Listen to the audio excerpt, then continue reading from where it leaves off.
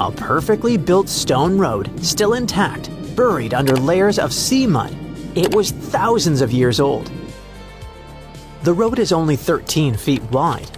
It's laid carefully, stone by stone, a ghost of a forgotten world stretching across the seabed. This was no accident of nature. The stones were too precisely shaped, too deliberately placed.